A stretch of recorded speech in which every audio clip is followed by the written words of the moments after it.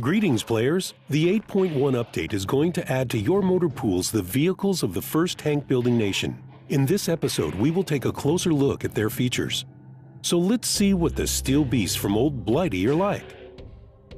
The British tank designs were influenced by two opposing concepts of tank tactics in the middle of the 20th century. The first and more traditional point of view was the use of tanks on the battlefield to support the infantry. The infantry tanks have excellent armor and a poor cannon as well as slow speed. You've already met the best examples of such vehicles. These are the famous heavy tank Churchill, the medium tank Matilda II, and the light tank Valentine. From this point on, you'll have the option to equip your old friends with more serious weapons and equipment. You will obtain a new perspective on them, and you'll see the development of the infantry tanks concept in your garage.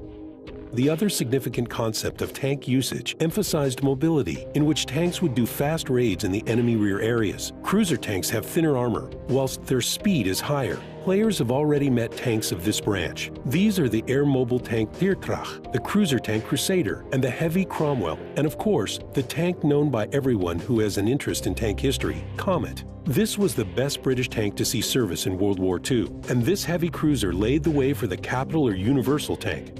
These two concepts are completely opposite with their own pros and cons. In the following years, excellent examples of tank building such as the medium tank Centurion and the heavy tank Conqueror were created. The top-tier tanks of the British tree are experimental and computed vehicles that didn't take part in any battles of World War II. These tanks may interest you with their features. The outlay of the FV215B will impress players with its futuristic design, whilst the FV4202 might be a nasty surprise for commanders of French tanks and self-propelled guns in particular with its powerful weapon.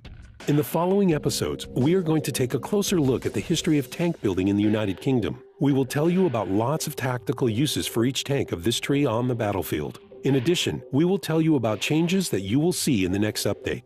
See you next time!